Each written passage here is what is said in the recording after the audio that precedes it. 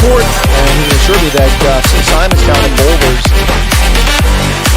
Folks, this is Chris Wyatt reporting from South Africa.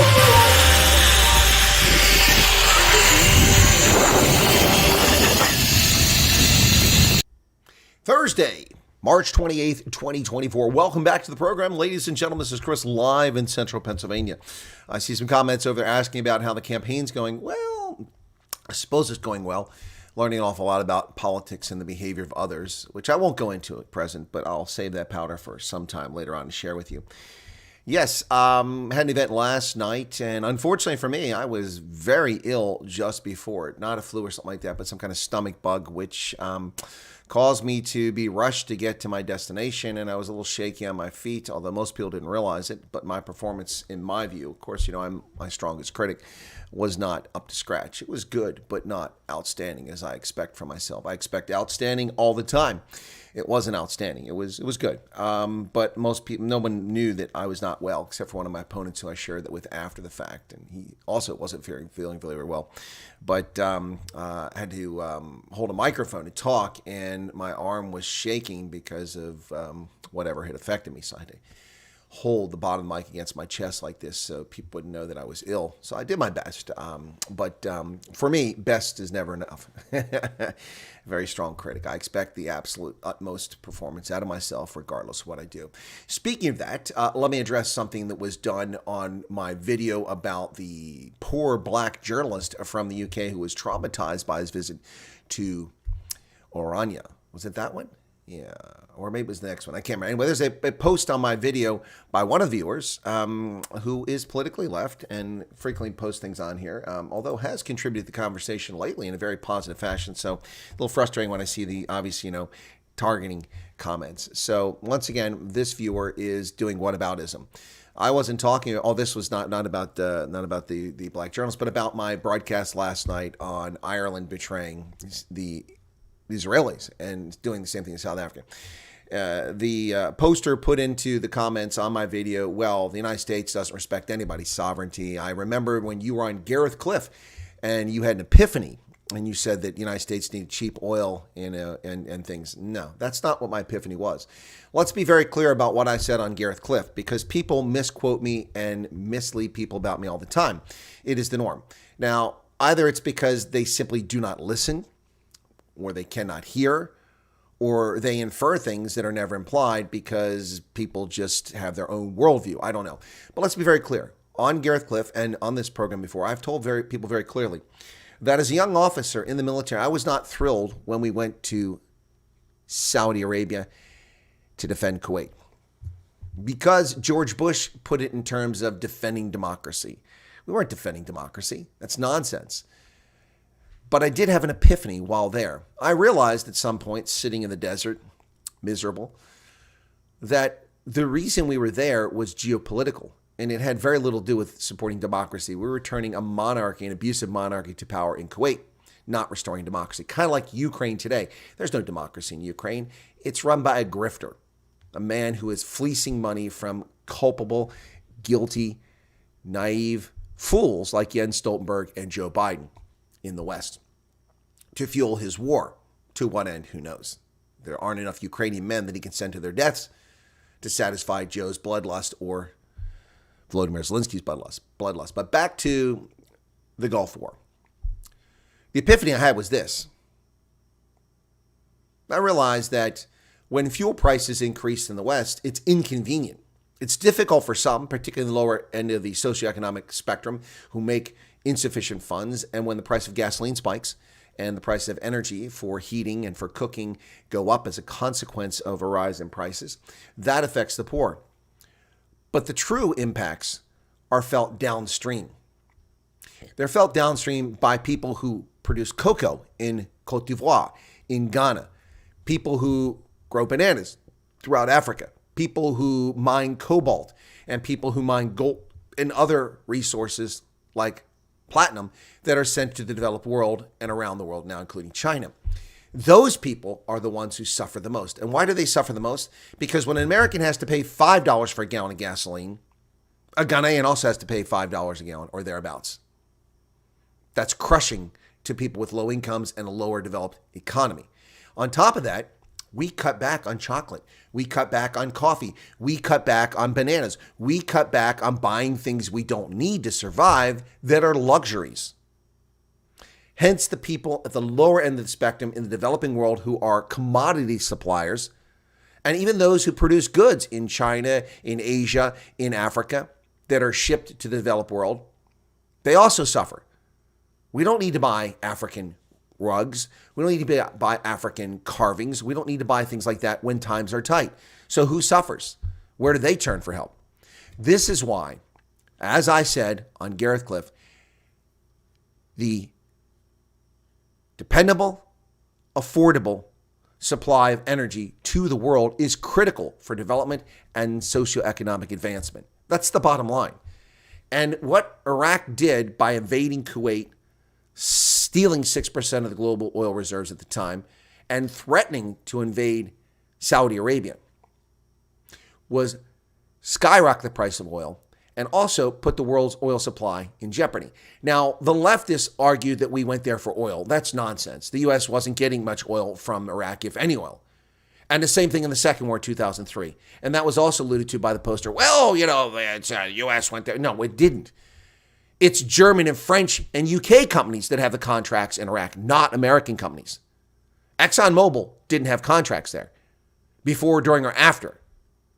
It's Total and Royal Dutch Shell and companies like that, Eni, that have those contracts, not American companies. So we poured our blood and treasure into those places, and other people profited from it.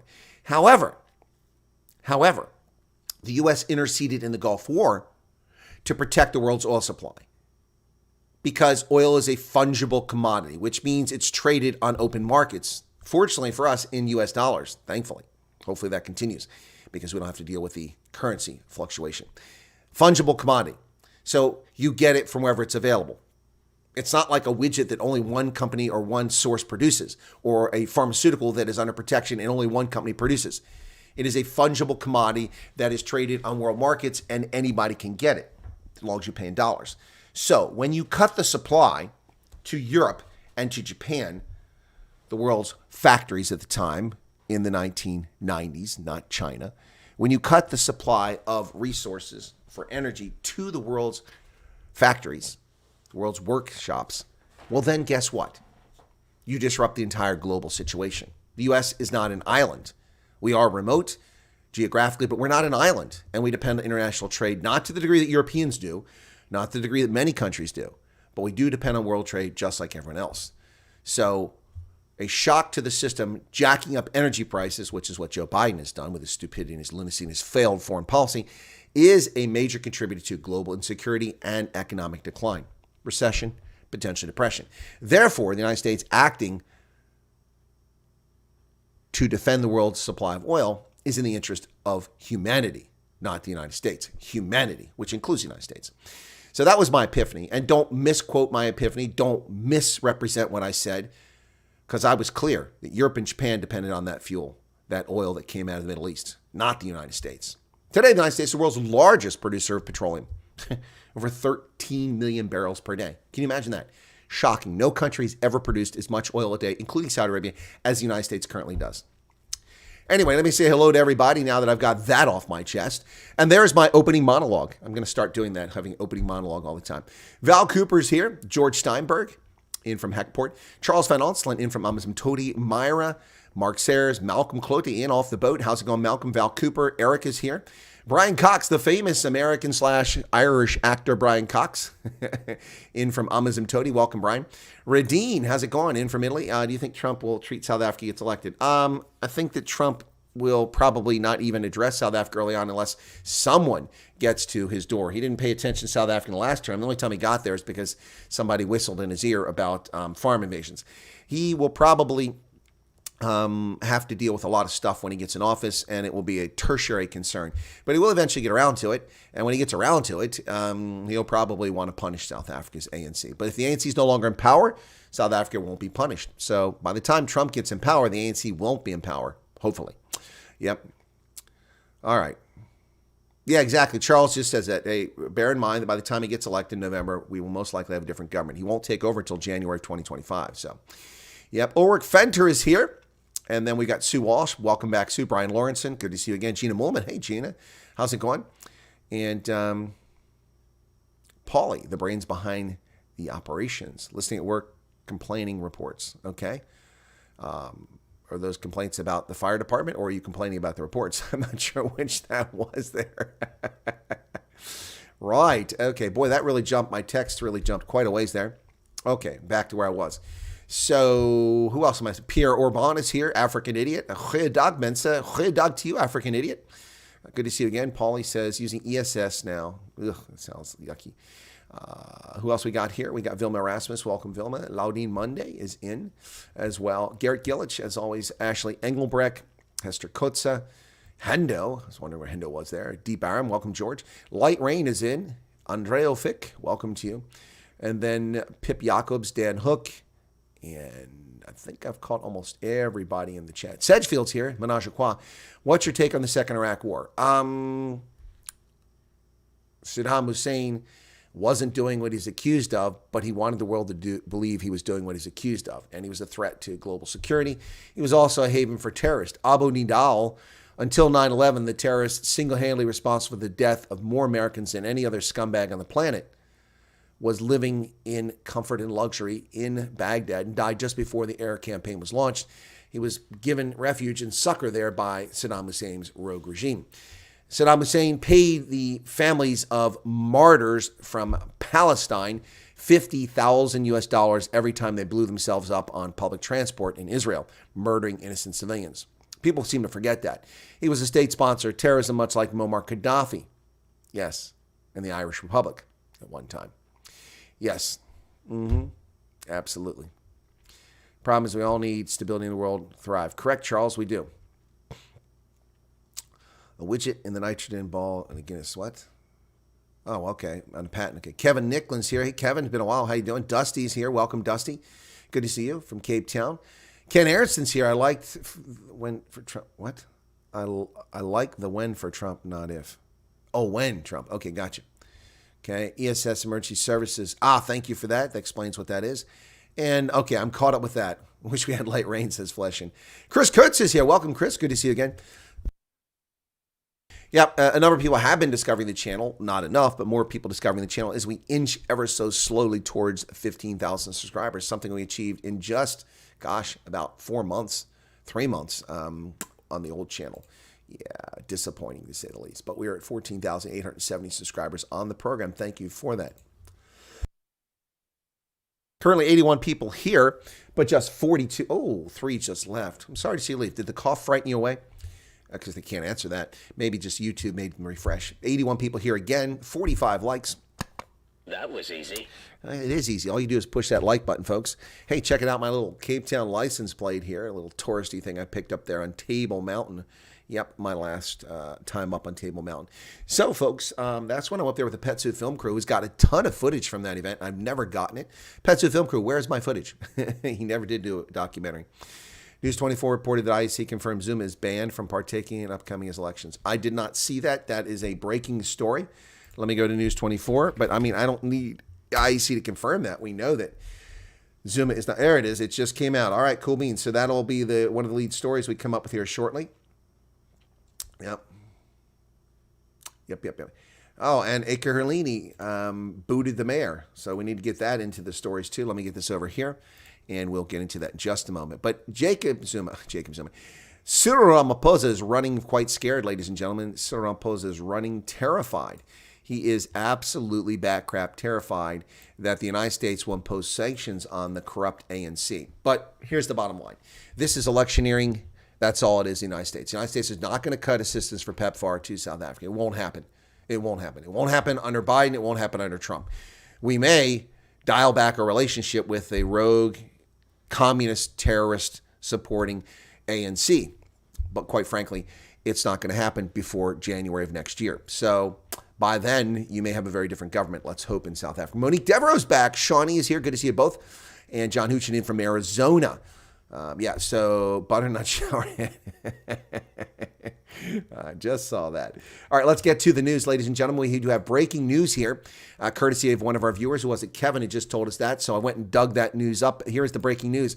Jacob Zuma is barred from contesting elections because he's a convicted criminal. The Independent Electoral Commission says it's not personal. Of course it's not personal. It's professional. Electoral Commission of South Africa upheld an objection against former President Jacob Zuma's candidacy in the upcoming elections. Boy, these people need to learn English at Propaganda 24. It means Zuma will be barred from contesting for a seat in Parliament because of his criminal record. Duh, we knew that. 8 candidates who have been objected against. He's one of them. According to Section 47 of the Constitution, no person convicted for more than 12 months without an option of a fine is allowed to hold public office.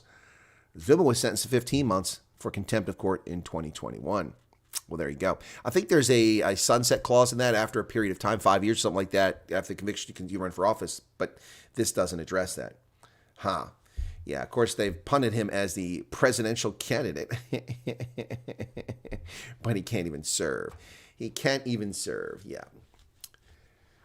So the party's not disqualified. It's just a candidate, a particular party. All parties and candidates that may be aggrieved about decisions about the commission has taken today are required to have an opportunity to approach electoral court. They have until April 2nd, and once the court has received these, it will consider the matters and make its decision known.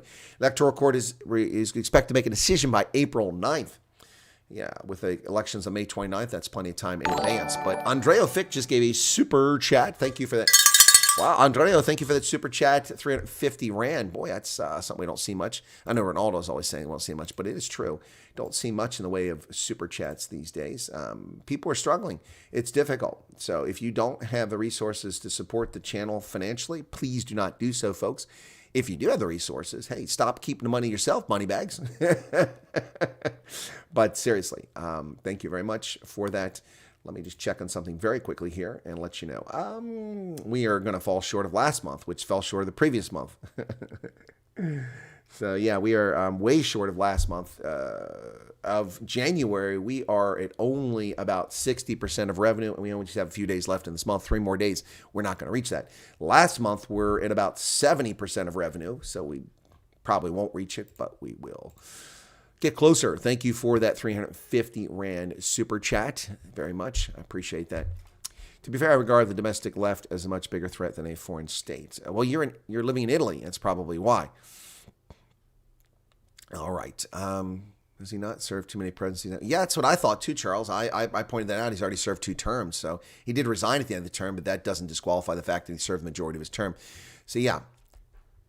Sanctions against South Africa is not good for electioneering for Ramaphosa. That's good. Ramaphosa doesn't deserve anything good for his electioneering. He is a reprobate, to say the least. All right, so Jacob Zuma will not be able to stand for election, even though he's number 1 on the MK's list. Ekurhuleni update, folks, from this Gauteng municipality.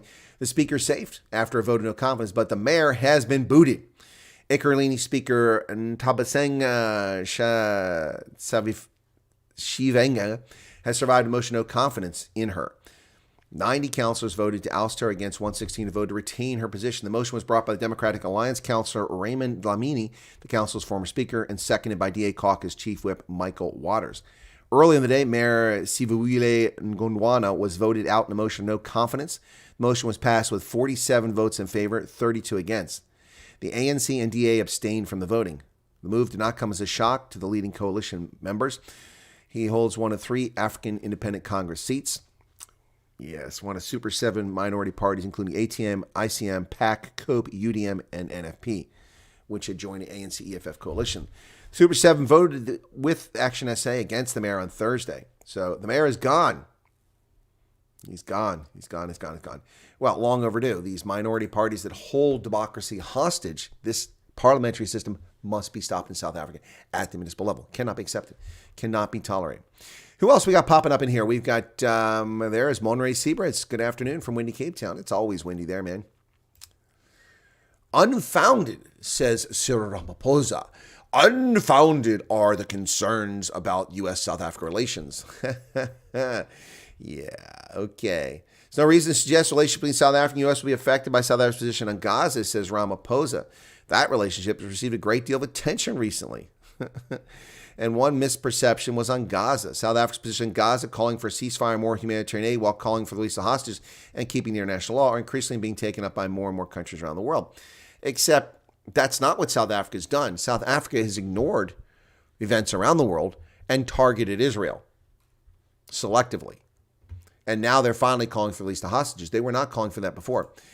Well, are U.S.-South Africa relations in the tank? Are they at the breaking point? Ask Al Jazeera. Wow. United States House of Representatives reviewing a bill that calls for a reassessment of the country's relationship with South Africa amid tensions between the nations. Look at these two clowns, wink and blink and nod, and Jabba the Hutt, touching elbows. Idiots. South Africa's foreign minister, Jabba the Hutt, Naledi Pandor, visited D.C. to beg for us not to sanction her communist party. What is South African bill? Well, the U.S.-South Africa Bilateral Relations Review Act was introduced on February 6th. It says, in contrast to its stated stance of non-alignment, the South African government has a history of siding with malign actors, including Hamas, a U.S.-designated foreign terrorist organization and a proxy of the Iranian regime, and continues to pursue closer ties to the People's Republic of China and the Russian Federation. And that's stating it mildly. Well, Cyril Ramaphosa is so desperate for U.S. relations, so desperate to maintain access to the handouts of $660 million of free cash to pay for HIV-related care with antiretrovirals. Cyril Ramaphosa desperate not to lose his duty-free access to the United States to ship BMW parts from Port Elizabeth to the U.S., to ship wine from the Western Cape to the U.S., to ship macadamia nuts from KZN to the United States. Cyril Ramaphosa, desperate to keep the grift going, says, I'm penning an article. And he posted an op-ed in the Washington Compost of no other place. Of course, I'm surprised it wasn't New York Slimes, but the Washington Post runs Cyril Ramaphosa's op-ed. And I would like an opportunity for the Washington Post to respond to Cyril Ramaphosa's op-ed with my own op-ed, exposing the fellow traveler, communist, anti-democratic garbage spewed and the actions taken by a corrupt African National Congress. So please, Washington Post, allow me to publish something. Unlike Cyril Ramaphosa, I'm actually accomplished. He's just a fellow traveler with a free ride. South Africa's strong relationship with the U.S. can withstand disagreements. By Cyril Ramaphosa. As the U.S. House debates a bill on bilateral relationship between the U.S. and South Africa, it's important to understand the history and the value of the economic, political, and social ties that bind our two countries. We might differ in some issues roiling the world today, but a strong partnership such as ours can withstand principled disagreements. Over the past 30 years, our two countries have had a cooperative and mutually beneficial relationship.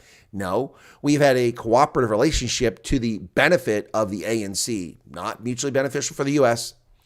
Yep. Remember the great support the American people gave us during the struggle for democracy? Funny, the ANC is always attacking us for not supporting you during the liberation struggle. But Cyril now says we did support the ANC during the liberation struggle. Isn't it funny how these political scumbags turn their narrative, alter their story to suit the circumstances? Now that they want to bootlick and keep our relationship with Pretoria strong, now they admit that the U.S. played a role in the end of apartheid. But that's not what the ANC has said for years. Remember Cyril Ramaphosa just 2 years ago claiming we were racist and vaccine apartheid while his pharmaceutical industry sat on its ass and did nothing to produce jabs for Africa? No. Cyril Ramaphosa running around the world, whining about vaccine apartheid, demanding that we set aside debts for African countries. Yeah, remember that? Yeah. He said South Africa is home to more than 600 U.S. companies. So what? And the United States is the second largest destination for South African exports. Some of South Africa's largest companies have made significant investments in key economic sectors of the United States. Shuts says who? Who? Which South African companies invest in the U.S. to significantly? Please, somebody tell me who. I'm listening. Which South African companies have made a significant, and what's a significant investment? $1 billion? That's not significant. A company that invests $30 billion in the U.S., that's significant. Not a single South African company has invested that kind of resource in the country here. So stop it. An important engine of economic ties between our two nations, the African Growth and Opportunity Act, which grants qualifying African countries duty-free access. These measures continue to contribute to Africa's industrialization, economic diversification, just as they provide a platform for U.S. investors to participate in the opportunities presented. What opportunities? What investors? What do we get from AGOA? Nothing financially. We do get, hopefully, better access and better behaving African actors, and that's what we did it for. But you're the one that's profiting from AGOA, Cyril, not us. The United States is an important partner alongside a growing number of other countries providing support to just transition to low carbon economy. Your $8 billion is gone, buddy. You're not getting the money. You're going to have to get the grift from Tehran. Not going to get it from us now. But in seeking to build a relationship between our two countries, South Africa has always been guided by an independent foreign policy. Well, that's true. Consistent with this history, South Africa has taken an eye-line position in international relations. That's a lie. That's a lie. South Africa intruded into the affairs of Ivory Coast, the DRC, Mozambique, Comoros, Lesotho, all since the ANC has taken over the country. And that's just a handful. That's just a handful of places where they've stuck their nose in other people's business. It's not non-aligned. Since 1994, rather, it has sought to forge cordial relations with all countries. That's a lie. You're not seeking cordial relations with the United States. You're poking us in the eye all the time, calling us racist, calling us vaccine apartheiders. Remember that, Cyril? That is highly offensive and racist garbage coming out of your sewage mouth. But now you're claiming that, no, stop. South Africa sought to advance an inclusive representative world order. Really? Inclusive? Of communists and socialists, not of minorities in South Africa. To strengthen multilateralism and promote the resolution of conflict through dialogue. Actually, no. South Africa has no interest in multilateralism unless it's BRICS, a non-existent acronym for a fantasy grouping of southern countries, plus China and Russia. Yep. This helps explain our position on Russia-Ukraine. Now, the fact that you are fellow travelers with the commies in Moscow explains your position on Russia and Ukraine, not that you care about multilateralism. Yep. We do not accept that our non-aligned position favors Russia above other countries. Of course it does. Indeed, our relationship with the United States is characterized by mutual respect and willingness to engage in constructive dialogue, even on issues where we differ. Vaccine apartheid! Vaccine apartheid! Really? Mutual respect. You slimy piece of human sewage. Mutual respect, Sir Ramaphosa. Mutual respect. There's no mutual respect. You're a race-hustling slime ball. By the way, Cyril, where's the $580,000? Well, Parliament is a care facility, says this article in News 24. Parliament's an old age home, many on the MK list were 13 years or younger when MK was disbanded. News 24 combed through the 200 candidates on Jacob Zuma's MK list and found that some of them would have been children when the ANC's military wing was disbanded in 1993. Well, of course, but what's the point of that story? I mean, honestly, does anybody actually think that Jacob Zuma's Umkhonto we Sizwe is actually the rebirth of the armed liberation struggle by veterans? No, it's just a name. It's an appropriated name to get sympathy and get votes from the low information voters. We don't expect to find anybody in there that's actually a veteran except for Jay-Z, who was an intel guy in MK. No.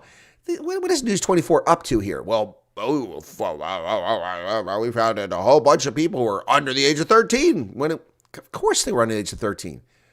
The majority of South Africans were born after apartheid. Of course you're going to have people in this party that are younger than 13 when apartheid ended. At least 40% of the candidates who made it onto the newly formed MK parliamentary list would have been too young to have fought in the liberation struggle. So what? So what? Who cares? What does that have to do with the price of tea in China? Or for that matter, the availability of Chibuku in Northwest Province? Or the foolishness of drinking Castle Lager in a shebeen? That's nothing to do with that. Nothing whatsoever, folks. Nothing whatsoever. News 24 combed through the list, and they found 81 of the candidates were 13 years or younger in December 1993 when MK was disbanded. So what? MK spokesperson Nalumulo Nela said that Parliament's become an old age home. In fact, it has. Well, so is Congress in Washington, D.C. Well, the Council for Geoscience confirms a magnitude 1.4 earthquake in Cape Town. That's right, folks. Council for Geoscience confirmed widespread speculation that the earthquake with a magnitude of 1.4 is what startled residents in Cape Town on Wednesday afternoon. Social media flooded by reports from parts of the city of a loud rumble or bang. The council confirmed the seismic event happened at 5:37 p.m. Well, folks, let me tell you what a 1.4 magnitude earthquake feels like. You ready for it? Hang on. Here we go. Oh, did it happen? 1.4 magnitude is barely a tremble in the Earth's plates. But apparently, let's start a conspiracy theory. Did you know that the NASA aircraft flying in a track pattern over the Western Cape were beaming down waves to the surface of the Western Cape. And those waves separated the soil in the Cape Flats, causing rifts. The rifts led to a 1.4 magnitude earthquake. Now, NASA's doing this because the Americans want to frack. There's a conspiracy theory for you, folks. Hey, Marilyn. Yeah, there's a conspiracy theory for you right there. 6 people injured as gunmen, oh my goodness, open fire on a taxi in Cape Town. The taxi wars continue. 6 people were injured, 2 of them seriously, when gunmen opened fire on the occupants of a minibus in Lansdowne. According to Western Cape Police spokesperson Warrant Officer Joseph Swartboy, the 2 gunmen fled from the scene at the corner of Turf Hall and Belgravia Roads on foot. 6 victims transported nearby hospital for medical treatment confirmed that 2 females sustained serious injuries. The motive for the attack is the subject of investigation by the South African Police Service. They're unclear if this is part of the taxi violence and taxi wars that have been ongoing or maybe some sort of retribution. 5 people killed, 5 injured in a shooting in Hout Bay. My goodness, what's going on in the Western Cape here, folks? 5 men were killed, another 5 were injured in a shooting at a house in Imizamo Yetu in Hout Bay. Police spokesperson Colonel Andre Trout said that around 7 p.m., unknown gunmen opened fire at the occupants of a house in Molokwane Street and a vehicle which was parked outside. 5 men aged 20 to 45 did not survive the onslaught on their life, and 5 others been admitted to hospital with serious gunshots. Wow. Is this a gang-related gangster event here? What is going on in the Western Cape? Ran water. One of the problems why you can't get water isn't just simply the valves are turned off, but because Ran water is not getting paid by the consumers. Ran Water struggling with 2 defaulting municipalities as some sign agreements. Ran Water singled out Mfuleni and Govan Mbeki as municipalities it is struggling with as it tries to recoup more than $3 billion owed to it by 7 defaulting municipalities in the Gauteng, the Free State, and Mpumalanga. Wow. They began restricting supply to Marafong and Ngwate, which owed them more than 800 million rand when they did it. AfriForum had an urgent application for an interdict against Ran Water's decision, which was dismissed on Tuesday. Now, AfriForum did that on behalf of citizens, most of whom get that water are not white. Let's make a note of that. AfriForum, which is mischaracterized frequently as some sort of Afrikaner, racist sort of civil rights organization, actually did this on behalf of South Africans, which they often do, but it's falsely portrayed. Just tell us where Jocelyn is. Just tell us where Jocelyn Smith is, the green-eyed girl, says Gate McKenzie. Looking for more political traction here, the Patriotic Alliance's Gate McKenzie now upping the reward to 1 million rand for the safe return of Jocelyn Smith, knowing that she's probably perished and will never see that money handed out. Patriotic Alliance leader Gate McKenzie is putting politics on the table with a 1 million rand reward for the safe return of missing 6-year-old Saldanha Bay girl Jocelyn Smith. I will have 1 million and less posters. I will have 1 million and less t-shirts. I will have 1 million and less diesel for my campaign. But for me, what is bigger than politics is finding a green-eyed girl. So, is he telling us he's using campaign donations to pay for this search for this girl? That's illegal. Is he telling us it's his own money? It's going to cost him 1 million. 3 people arrested after chopping the hands off of a kidnapped victim. What the hell is going on in South Africa? 3 people have been arrested for allegedly kidnapping a Mpumalanga man and cutting off his hands. Police spokesperson Colonel Donald Mdlui said 3 relatives aged 20 to 55 were arrested in Vosman, Emaleni, Wednesday night. They're expected to appear in the magistrate's court on April 2nd. The 30-year-old victim was forced into a green Opel Corsa Baki at gunpoint, and the assailants told him they were going to kill him. They bound together his hands and legs, took him to a thicket of bushes, then they proceeded to chop off his hands with a panga. It was during the period when they chopped his hands, and as if that was not enough, they took both his hands and fled, leaving him in despair. He was bleeding profusely, was rescued by security officers. Wow.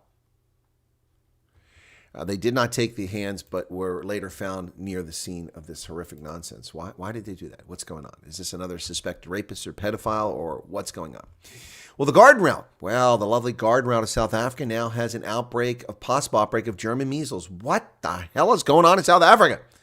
11 cases of rubella, known as German measles, have been confirmed in the Southern Cape by the National Institute for Communicable Diseases. Case severity concentrated around George. These data are in keeping with the assessment that there's an increase in cases of rubella in the Western Cape. Why is this happening? Who has not had their MMR vaccination? Measles, mumps, rubella. Good Lord. Well, some good news for South Africa. I thought I'd turn to some good news here, folks. Got a little bit of good news for you, okay? It's always been an outbreak. Get over yourselves. Why has there been an outbreak? We don't have outbreaks of German measles here, Debbie, because we immunize our children with measles, mumps, rubella. This tiny desert town in the Karoo. Hey, good news. The Wall Street Journal carries a story about South Africa, and it's a positive one. Oh, by the way, FTX founder Sam Bankman-Fried has been sentenced to 25 years in prison for fraud for his crypto scam. Against the odds, a farming town deep in South Africa's Karoo Desert has emerged as a hotspot of homemade crafts and heirloom treats. The best way to see the town of Prince Albert is to hike up a jagged path on top of a koppie just outside town. From there, you can take in the surrounding Karoo. Wow. The towering Swartberg Mountains plunge into a landscape swathed in Ren-Osterveld, sparse vegetation. Then, seemingly out of nowhere, sprouts a tidy town green with trees, blessed with water from the mountains. Ivory houses cluster around quiet streets, and the steeple of a church towers above the skyline. This farming settlement, 4.5-hour drive from Cape Town, has long captivated artists. Prince Albert has a strong, beautiful openness to it, said Francis van Hasselt, a textile designer. Dutch painter Robert Jacob Gordon, one of the first European artists drawn to Prince Albert, passed through in the late 1700s. And here's some of the things you can find there. Wow. Figs dry in the sun at a fig farm. Liesel de Klerk and her husband Jaco manage a farm that's been in their family since 1853. Even if the figs aren't your thing, a shop and cafe with wooden tables and chairs out in an emerald patch of grass make it a worthwhile visit. I happen to love figs, so I took a seat under the tree and ordered a slice of the buttery tart made using their very own recipes, said de Klerk proudly. Back in town, the journalist visited Gay's Guernsey Dairy, an operation that Van Hasselt's mother, Gay Van Hasselt, started after she purchased 3 cows in 1990. Wow. So there you go. There you go, folks. Prince Albert. Ooh, here's the Dennehof Karoo guest house. That looks lovely. And there you go. Baked goods on sale at the Lazy Lizard Cafe. Nice. So, take a trip to the Karoo to Prince Albert, folks. Nice to have some good news there. Ethiopian Airlines is opening a route to the Okavango. That's right, folks. Wow. A direct route from Addis Ababa to Maun 3 times a week beginning June 10th marks Ethiopian Airlines' second destination to Botswana, complementing their existing route to Gaborone. The new route provides a more accessible gateway to the popular Okavango Delta, a UNESCO World Heritage Site known for its incredible biodiversity and expansive inland waterways. Yes. The simplified connection from Addis offers U.S. travelers a smoother traveling experience without complex layovers. So you have to fly from D.C. to Addis to Maun. But there you go. Rather than going to Cape Town or Joburg and onwards from there. Air Botswana is upgrading its fleet. Yes. And a regional route expansion. Air Botswana plans to buy at least 3 Embraer aircraft with financial assistance from the government, allowing it to expand its regional footprint. Now, Air Botswana was supposed to be privatized 15 years ago. We're still waiting for that. Speaking of various media at the recent ITB Berlin convention in Germany, the general manager Lulu Ratzabotswa disclosed the airline is already advertising for Embraer crew, but did not specify which aircraft type is being considered. Meanwhile, Ratsabo, who was appointed in December following the departure of former GM Agnes Kunwana, told the Punchline in a podcast that the carrier is buying at least 3 Embraers with government funds, more state-sponsored entities that just can't make it without taxpayer assistance. Zimbabwe is excited. It's possible that it might be joining BRICS. Zimbabwe's bid for admission to the BRICS New Development Bank has been given a huge boost following the recent pledge of support by Russia, South Africa, and now Brazil. Feel free to pour your money into Zimbabwe BRICS Bank. I love it. Good money poured into a bad situation. Zimbabwe's toxic gold rush. How would-be treasure hunters are causing ecological disaster. These artisanal miners. Open pit. A river runs through Penhalonga, a rich gold mining town area about 18 kilometers north of Zimbabwe's eastern border city of Mutare. Not so long ago, this waterway used to nourish thousands of local people, livestock, croplands, and pastures as it meanders towards its confluence with the river Odzi. But the tributary is now heavily polluted. Its water is murky and reddish-brown, and its bed heavily silted. The ecological disaster is man-made. It's been overrun by thousands of illegal miners, men and women and young children who have come to the region in search of gold. As in so many gold rushes, the prospectors are causing immense damage. They are hacking down acre upon acre of lush vegetation. They're clogging, redirecting streams with dams and waste materials or tailings. And worst of all, they're poisoning water sources with the neurotoxin mercury, endangering not only their own lives, but the lives of all who live nearby. Yep. It's estimated there are some 800,000 are now involved in illegal mining, and many will stop at nothing as they hunt for gold. Yep. There you go, folks. Wow. The use of mercury to hunt for gold is causing immense damage in Zimbabwe. And what is ZANU-PF doing about it? Is this neocolonialism? Are the Western racists responsible for it? Nope. It's Africans responsible for it. Lesotho. News about Lesotho here, folks. The ombudsman finds evidence of torture and abuse at Masero's Correctional Center. Well, isn't that special? In December, prisoners at Macero Correctional Institution were beaten up when warders intentionally created a confrontation, then went to work with knob carries and sandbox. This is one of the revelations of a 2024 Ombudsman of Lesotho report seen by News 24. According to the report, on the morning of 22 December, detainees at the Correctional Institute were brutally beaten by recruits from Lesotho Correctional Service, resulting in injuries during a regular search operation. The targets were imprisoned members of Lesotho Defense Force. The report flagged the beatings as human rights violations with torture and excessive use of force. The inmates were also denied medical care. The Ombudsman said recruits from the LCS training facility abused their authority while some officers were indifferent and negligent in their duties. It might be appealing for some to dismiss inmates who are victims of excessive use of force as deserving of their fate, to assume the worst of them and the best of correctional officers. But it's important to remember that inmates, regardless of why they are confined, are human beings deserving respect and humane treatment, said Ombudsman advocate Tlotsisi Polaki. Yeah, well, Lesotho torturing prisoners. Sounds like Washington, D.C., if you ask me. Yep. Ladies and gentlemen, the following story is frightening and it's graphic. I'm not going to go into I'm not going to show you any graphic images, but I do need to tell you about what's happening in Myanmar. CNN reports that 2 rebels captured by pro-government militia in November were tortured, beaten, hung from a tree, and then set alight as a warning to villagers. This is disgusting. Burnings and beheadings. Myanmar junta escalate terror tactics against its own people. Apologizing your next life is what a pro-government militia member told rebels who were tortured to death. 2 young men were bloody, their feet clamped in wooden stocks. What is the PDF? The People's Defense Force. Their tormentors yell, "Dogs," they reply. Humiliated and dehumanized, the men are hogtied, dragged across the ground by their thick chains. In front of dozens of onlookers, they are strung up in a tree and a fire stoked beneath them. As the smoke rises, the flames consume them. The 2 men writhe and scream in agony, their final moments of unimaginable pain and horror captured on video.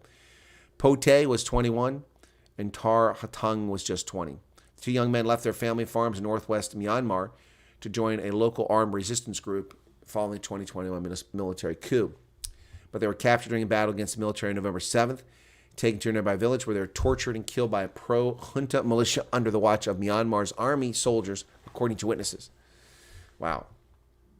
Pote and Tar Hung's deaths are horrific, but they're not anomalies in Myanmar, where the military is waging a war of terror against civilians, as it finds itself increasingly on the back foot against a nationwide armed resistance determined to oust it from power.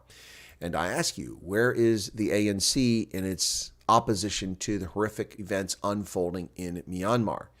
Why did the ANC not join the Gambia's International Court of Justice lawsuit against Myanmar for its genocide against the Rohingya?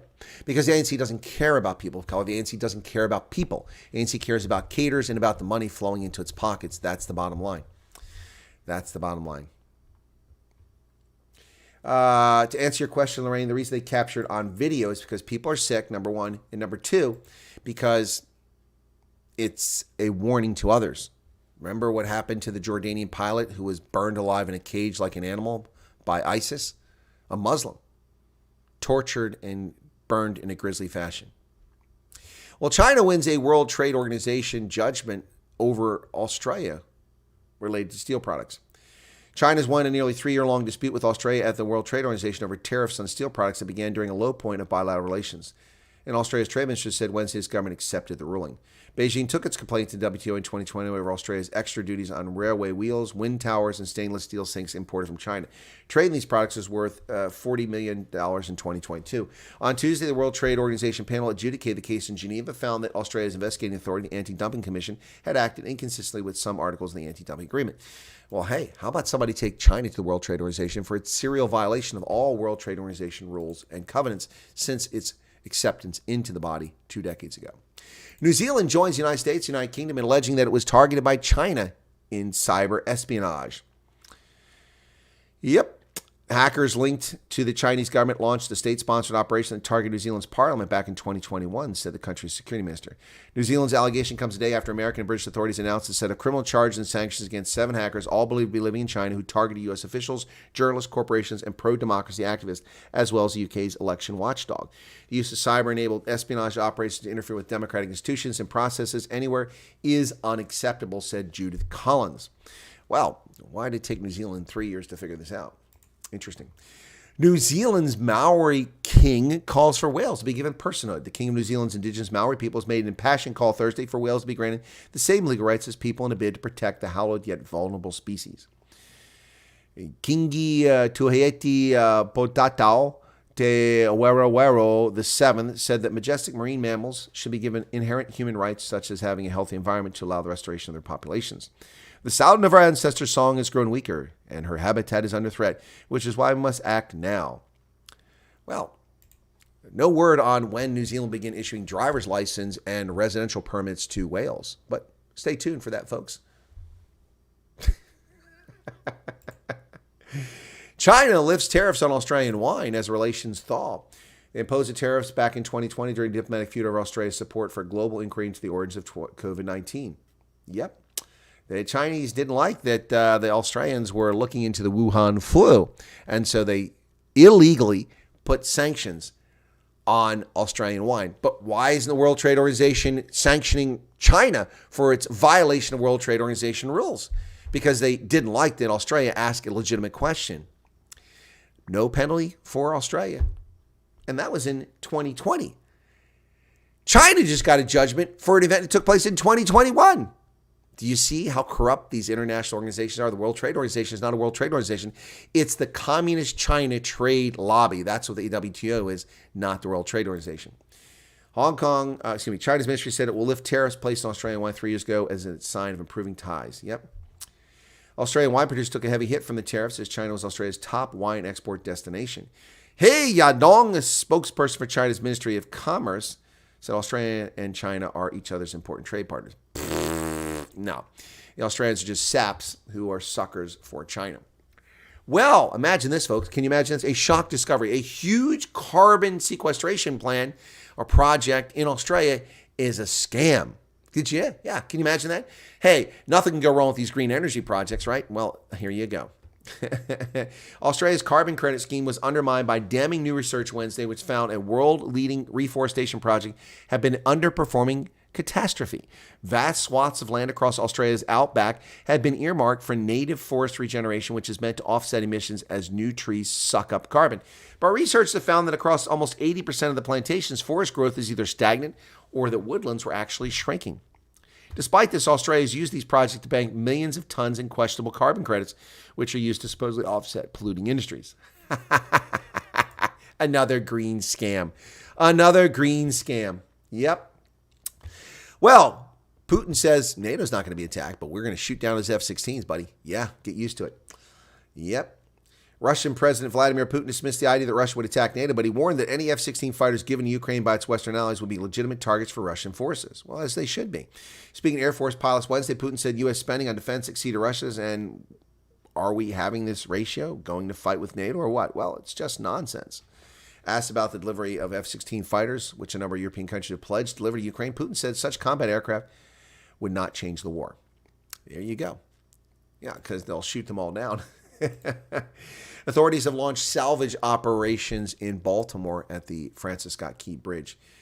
turning their focus to salvage operations to remove wreckage from Patapsco River after massive container ship caused Baltimore's Key Bridge collapse. We've exhausted all search efforts in the areas around the wreckage, said Colonel Roland Butler, Jr., Superintendent of Maryland State Police. 2 bodies were recovered Wednesday. 4 more are missing and presumed dead. Coast Guard Rear Admiral Shannon Gayrath said reopening the waterways in Baltimore's port is #1 priority. Well, I should hope so. Hey, who's going to pay for that mess? Well, Joe Biden, opening his mouth, as usual, not knowing what he's talking about, says, well, the federal government's going to pay for it.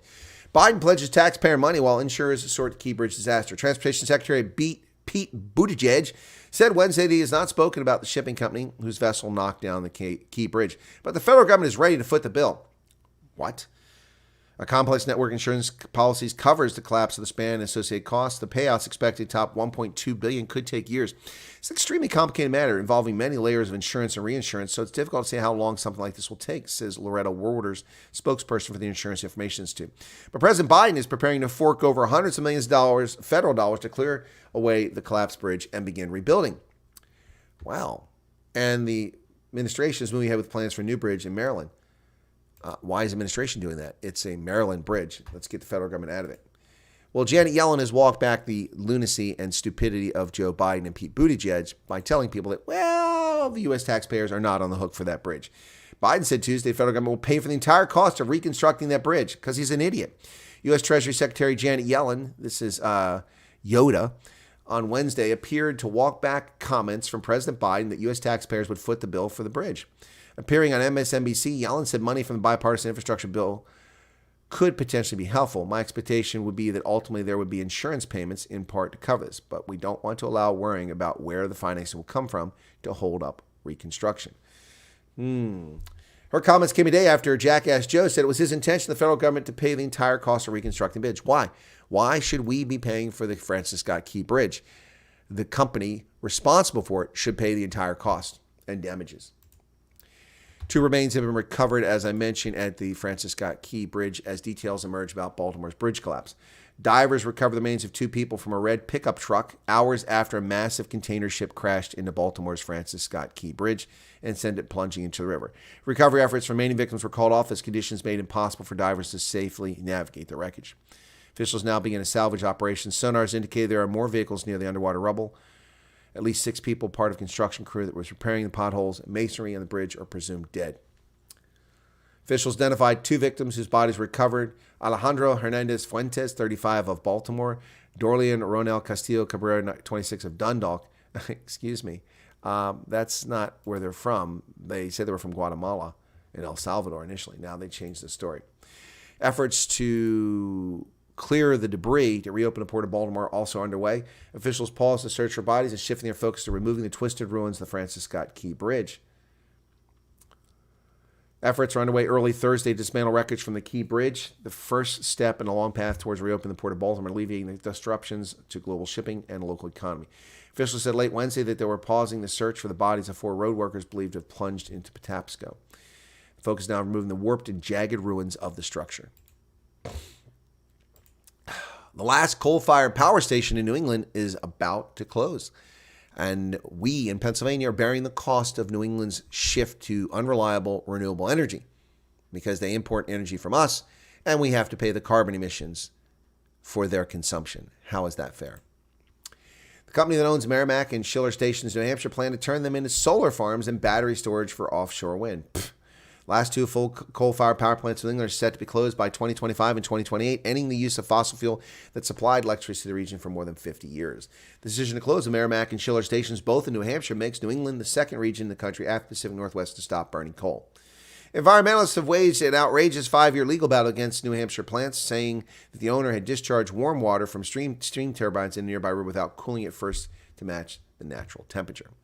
And, well, I'm not going to say it. I'll just let it slide. The United States is triumphant as the world's largest producer of petroleum. Drill, baby, drill. Yep.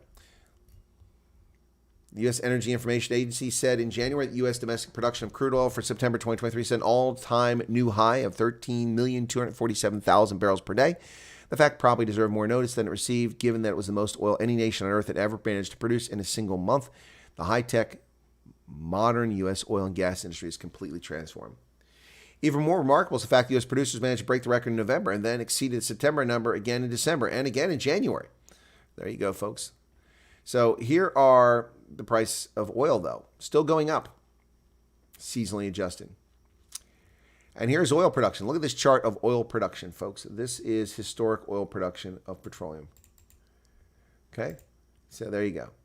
Oil production from 1900 to 2022, it's 122 years. The United States was the leading producer of oil all the way up until the 1970s when we dropped and we were overtaken by Saudi Arabia. Then Saudi Arabia dropped immensely when the price of oil collapsed in the 1980s and then regained its position in the mid-1980s and kept that position all the way up until recently when the United States finally surpassed Saudi Arabia. You can see all the other major oil producers here, including Norway, Iraq, UAE, Qatar, and Oman. Oman has increased historically over time. Qatar mostly, but recently has declined. Norway has been declining for 20 plus years. Iraq continues to grow in UAE. The U.S. is the world's largest oil producer, folks. There you go. And environmentalists, I'm sure, will hate that. Of course, oil is used for lubricants and for chemicals and for pharmaceuticals and for all sorts of things like plastics. But we're not going to get rid of it. The Biden regime is going to give $1.5 billion loan to a Michigan nuclear power plant to restart. While I support nuclear power immensely, I do not support government handouts. The federal government will provide $1.5 billion loan to restart a nuclear power plant in southwestern Michigan. The Holtec International acquired the 800 megawatt Palisades plant back in 2022 with plans for dismantling. But now the emphasis on restarting it by late 2025 following support from the state of Michigan and the Joe Biden regime. Governor Gretchen Whitler said it would be the first nuclear power plant to be opened in the U.S. It still faces hurdles including inspections, testing, and blessing of the U.S. Nuclear Regulatory Commission. Nuclear power is the single largest source of carbon-free electricity, directly supporting 100,000 jobs across the country and hundreds of thousands more indirectly, said Energy Secretary Jennifer Granholm.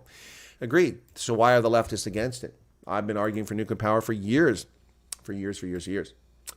Well, New York is handing out prepaid debit cards to illegal immigrants. Can you imagine that, folks? Can you imagine that? Prepaid debit cards to illegal aliens. Sorry, just a second here. I got to take care of something. Come on. What's going on with this damn thing? What's going on here? Why can't I type in here? Okay, I got to close my WhatsApp, but suddenly I can't type in it. Mental Gretchen Whitler. Yep, which Gretchen Whitler. That's what she is. Whitler.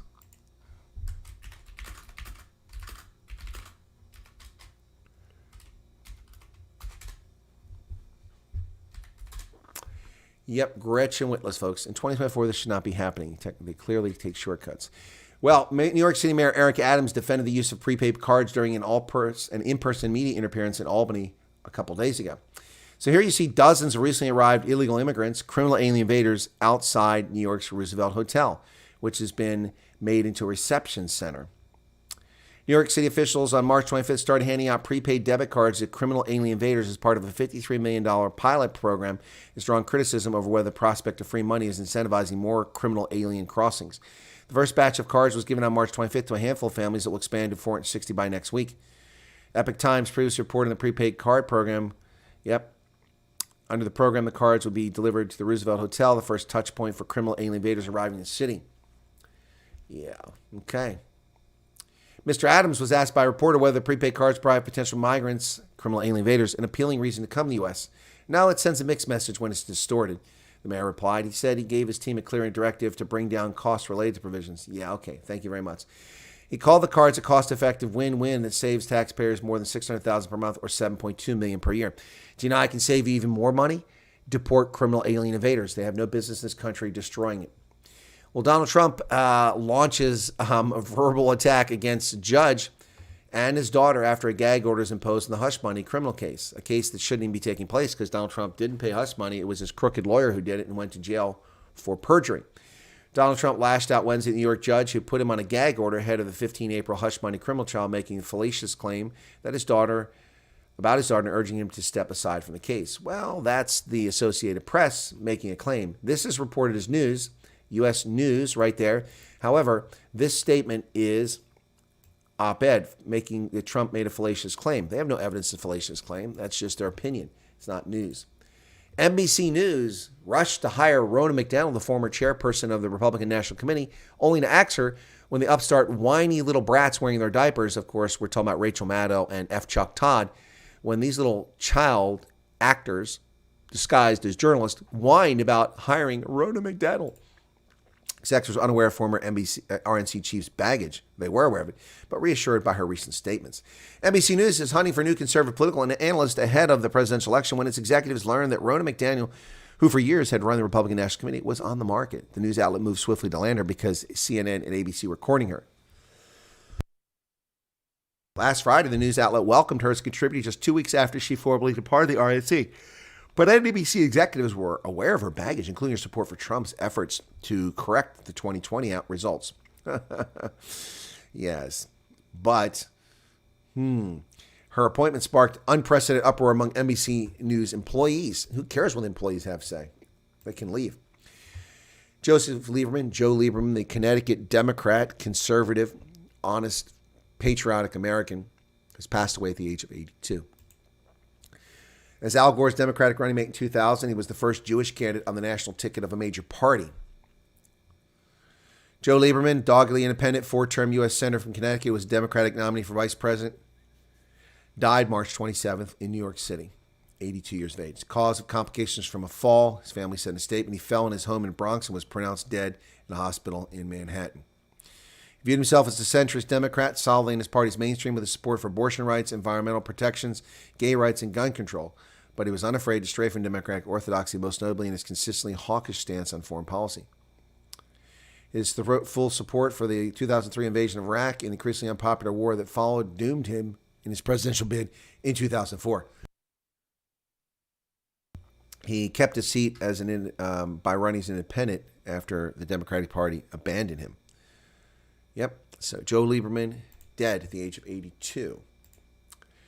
Well, folks, thanks for tuning in so far. We appreciate you being here. Let's see who else is here. I'm waiting for a response from Ronaldo about whether we have a live broadcast day. We're supposed to have Wednesdays with the Colonel today, but I've not heard from Ronaldo yet. So let me just go ahead and try to do an automatic redirect to that in case we actually do it.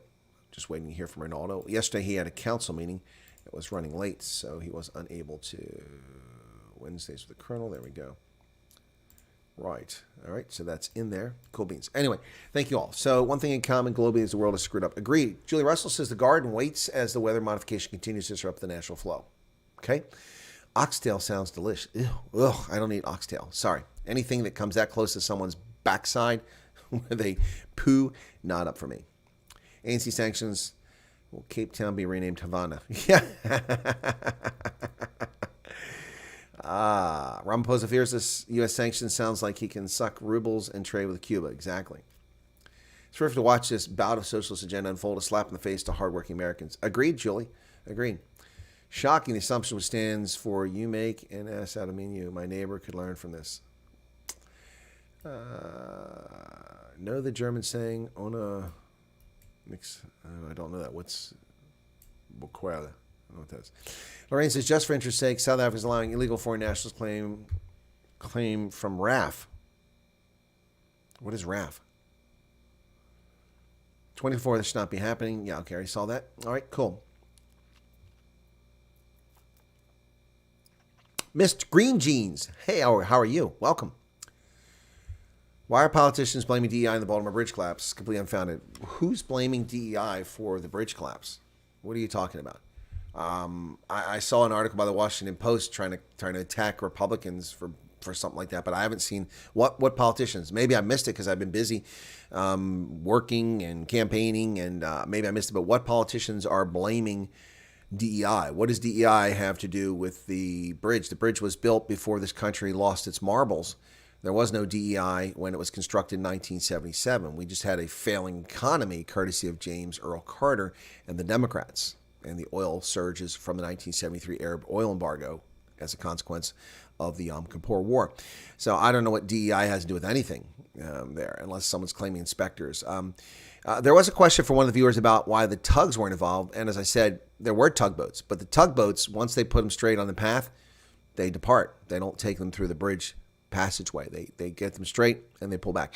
It turns out the harbor master did order the tugboats back, but they didn't get there in time to keep the ship from running aground. Also, it is true apparently that they were directed to drop their anchor, but all that did was pull the ship with the current towards the pylon and the pillar and cause the bridge collapse. So menage a trois, I don't know. Please, I'm not disputing what you're saying. I saw something in the Washington Post that indicated that was going on, but I haven't seen that anywhere. So please feel free to tell me which politicians are claiming DEI has anything to do with it and what their argument is, because I haven't seen that.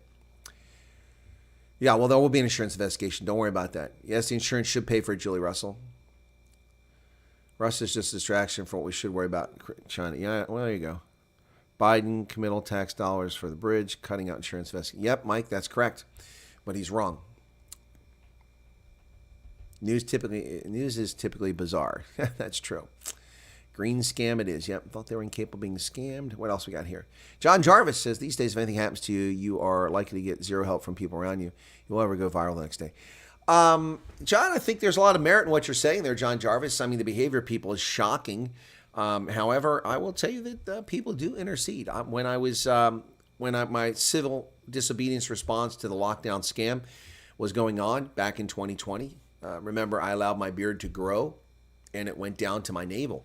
And I exercise in my shorts, even in freezing weather outside. Viewers can attest to that. They've seen me in snowfall with snow up to my knees and higher, walking around in shorts. So I would walk around, and I hate finding aluminum cans on the side of the road because they just wind up clogging waterways. They're an eyesore, and it's a huge waste of resources. Every aluminum can that's recycled saves 95% of the electricity and energy it takes to produce that new can from bauxite, creating aluminum. Making aluminum is a highly energy-intensive effort and involves a lot of electricity. So every can you can recycle saves 95% of the energy. It's a no-brainer. Anybody should be doing that.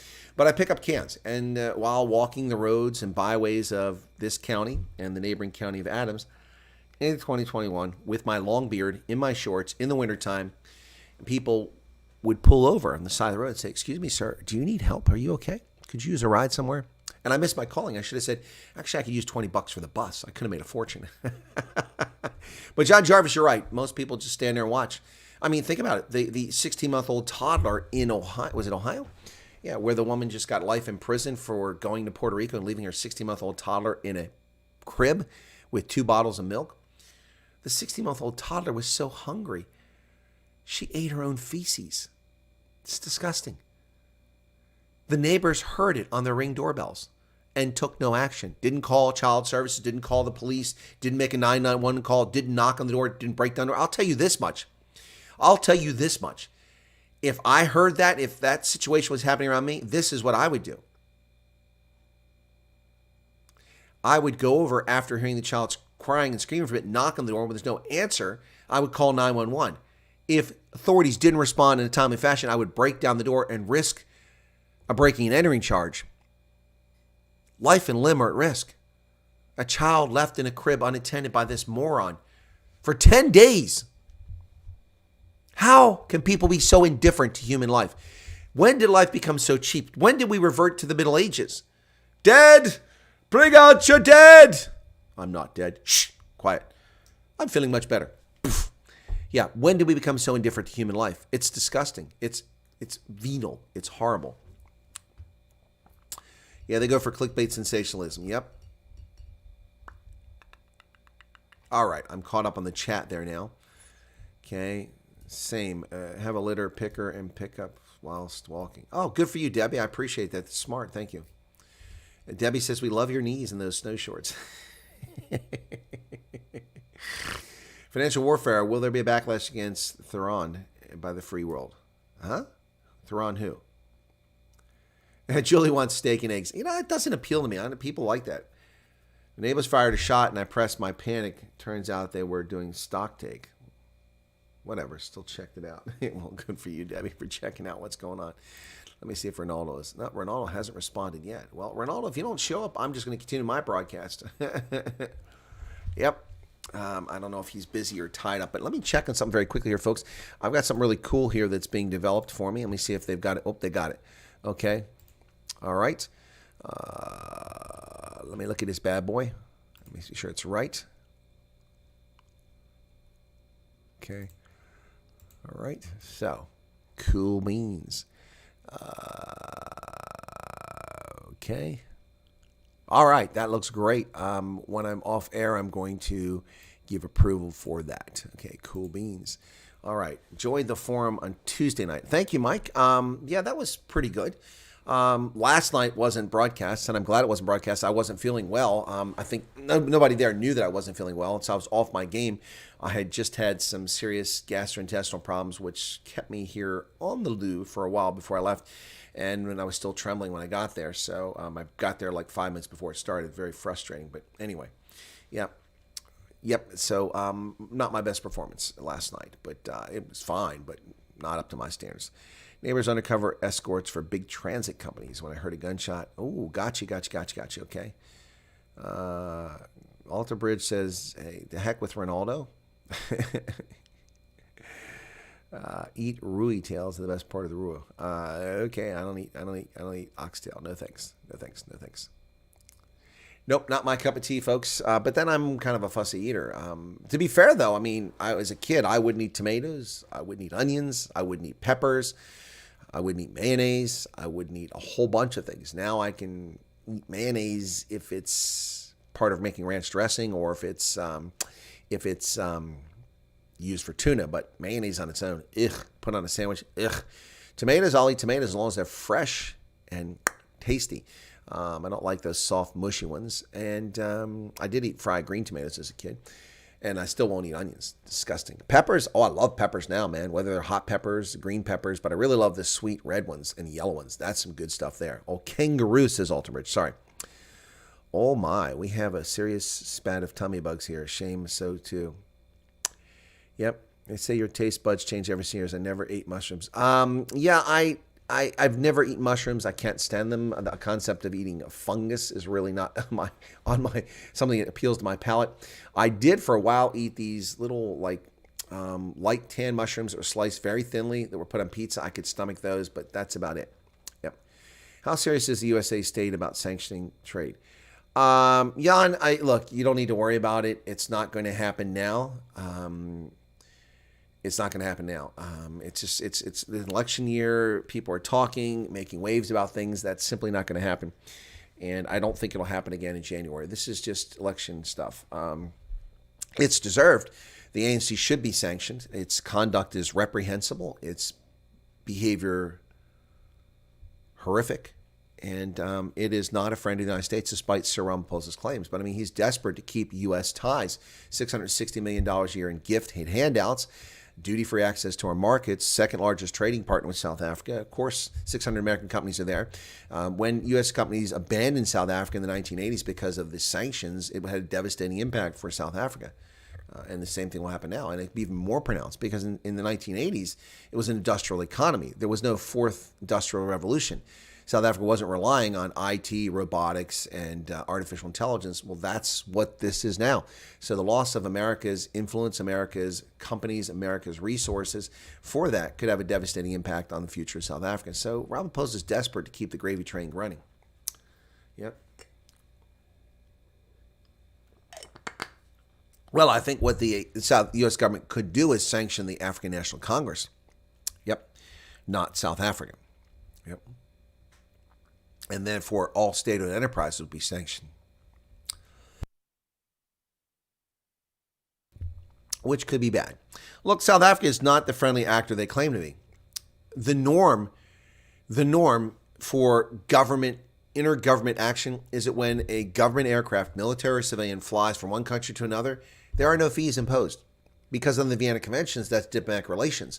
You can't tax or charge a service fee for another government landing its aircraft or bringing its ships into your port. That's not acceptable. That's not the norm. And in almost the entire world, we have no problem with this. However, South Africa, its government, created AXA, the Airports Company of South Africa, a parastatal owned and controlled by the ANC, which claims to be independent. We had U.S. senators flying to South Africa on a military aircraft for a diplomatic visit, and AXA wanted us to pay for it. I had to brief the commander of U.S. Africa Command, I had to brief my boss, the two-star, and tell them what was going on in this situation back in 2011, I think it was. Maybe it was 12. Yeah, and maybe it was 2012. And explain to them what was going on. And we got a one-off where they allowed it to happen. But South Africa is not very cooperative. South Africa if they flew military planes to the U.S. or state planes to the U.S., we don't charge them fees at airports. Even commercial airports don't charge them fees. They're exempt under diplomatic status.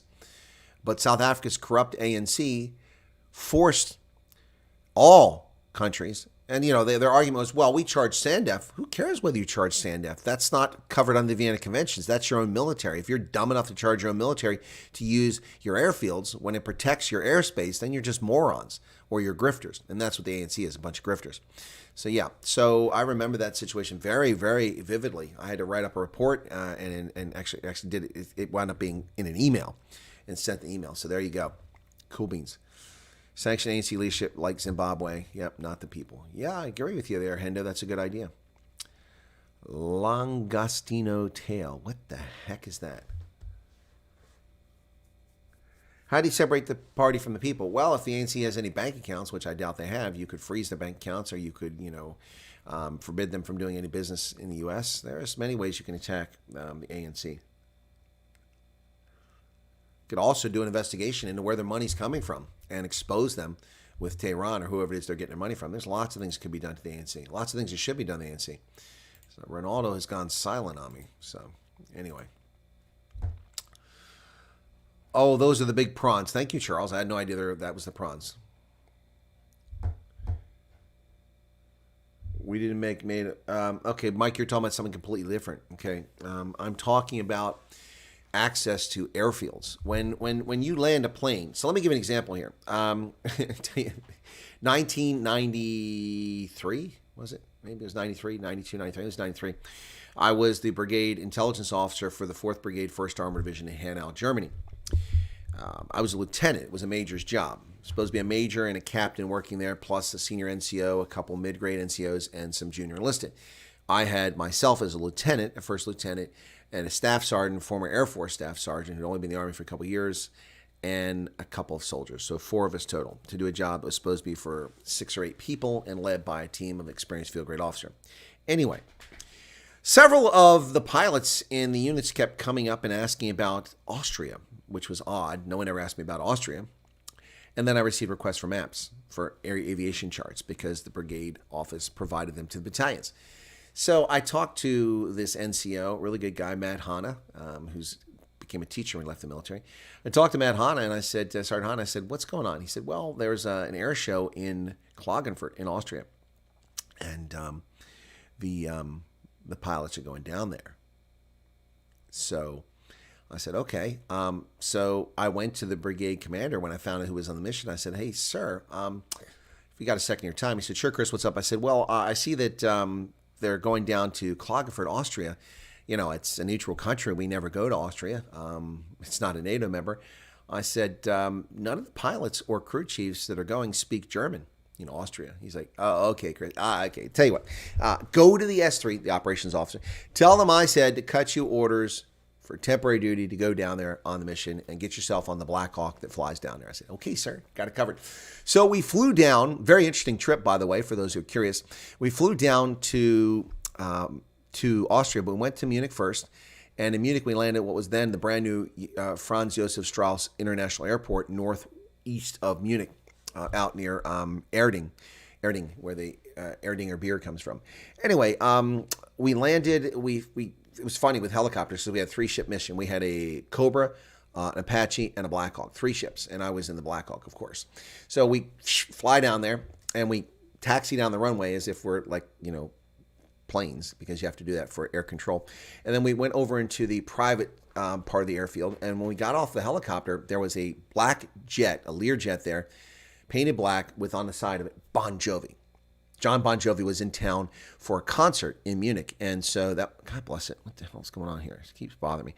Anyway, so that was pretty cool. So we saw the John Bon Jovi. We refueled, refollowed their flight plan. We took off. We flew down towards Austria.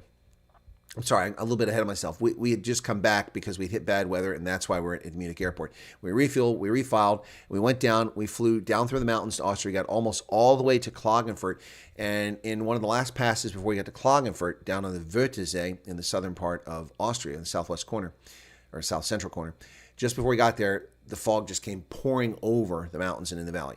So the Apache, who has, night vision and has, goggles, they can fly through anything. They went looking for a way through the mountains that was safe for all of us to go, while the Cobra and the Black Hawk sat hovering over Austrian villages. And there was so much condensation in the air that I was watching blades go around, and like someone had turned a faucet on both sides, and all this water just kept coming off the blades. Like they just turned, like they were a source of water. And so I said to the pilot, I said, "Hey, Chief," he goes, "Yeah, LT, what's up?" I said, "Look, as I understand helicopters, they maintain altitude and lift by beating the atoms into submission." And he chuckled. He said, "Yeah, that's kind of how it works." I said, "Is there any risk that we're going to lose friction here with all that water on the blades?" He said, "No, we're going to be okay, sir." So we turned around and we flew back because we couldn't find a way through. Only the Apache could get through. The other aircraft couldn't. So we went back, and the plan was to fly back to Salzburg, which is the first major airport, and it's up on the border with Germany. So we flew back. We landed, and I don't know if you know much about aviation. I'm sure that Arctic, if he's here, will tell you that they measure fuel in pounds, and you base your flight time off of how many pounds of fuel you've got. When we landed, now the gauge goes up and down, and I asked that question. As we approached probably about 10 minutes or 5 minutes from the airfield, we approached maybe less, and I could see the fuel on the gauge, and it kept going up and down between 280 down to 220. And I said, "Hey, Chief." He goes, "Yeah, what's up, LT?" I said, "Now I realize that you guys measure flight time in pounds. That thing looks like it's about 220 pounds. I mean, I'm not an expert, but I think that's about 7 minutes of fuel flying time." He says, "Oh, don't worry about it, sir. That gauge is unreliable. We'll be fine." So we landed. Now, the point of this story was when we landed, we're not a NATO member. Or Austria wasn't a NATO member, excuse me. And it was, they have no obligation to us. So we're like a commercial aircraft landing. We weren't diplomatic because we weren't on a diplomatic mission. At least that's not how it was filed. It turned out that's what worked out. But so we landed, we refueled, we had to pay for the fuel. And then we had to pay the airport for the landing rights and then for the rental space for the apron where the aircraft were sitting. We had to leave them there overnight. So the Salzburg airport gave me a bill for like $10,000. $10,000 to refuel 3 aircraft and pay for the apron fees and all that. And I'm like, okay. So the pilots went up there and they pulled out their data plates. They have these little metal plates, like this license plate with like a credit card. And in NATO countries, wherever you fly, any airfield, commercial or military, you land, you hand them this, they run it through like a credit card, and it has all the data, the serial number of the unit, so that it gets billed back to the NATO member and that airfield gets compensated. But Austria is not part of NATO. So the pilots don't know any better. The warrant officers walk up and they hand the data plate, and the Austrians, like, you could see their head going like, "What's this? What's this?" So I'm there. I'm like, "What are you guys doing?" They said, "Well, hey, Bert Rayner, thank you for subscribing." I said, "What are you doing?" They said, "Well, we're trying to pay." I said, "That's not a credit card." He said, "No, it's our data plate." I said, "Guys, we're not in a NATO country. You don't have a government issued credit card?" "Nope." I had to get on the phone. I called from the airport, from the tower, or from the operations center, I called our headquarters back in Hanau. I talked to the Brigade XO.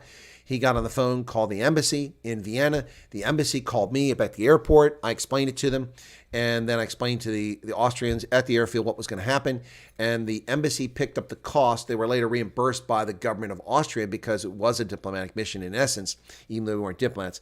So the point here is that they charge us $10,000 to land aircraft and refuel them.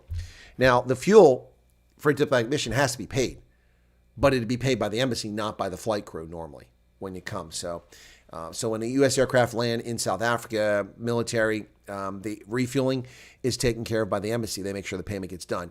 But there should be no landing fees, no apron fees associated with it. Yeah. So anyway, it turned out to be really cool. That's a heck of a story there. Let me see if Ronaldo is available now. Oh, okay, he's here. Okay. Okay. All right, so Ronaldo's available. I'm going to wrap it up here, folks. You'll be automatically redirected to Ronaldo. Remind me to tell the rest of the story about what it was like in Klagenfurt, because it was an epic experience. I met a Stork pilot who was still in the Air Force. He'd been in the Austrian military since the 1940s, and this was the 1990s, 50 years later. True story. Anyway, so join me on Ronaldo in just a moment, folks. Thanks a lot. Catch you shortly. Be sure to hit the like button. God bless and thank you very much. Let's see how many of the 86 people show up with us on Ronaldo. Bye-bye, folks.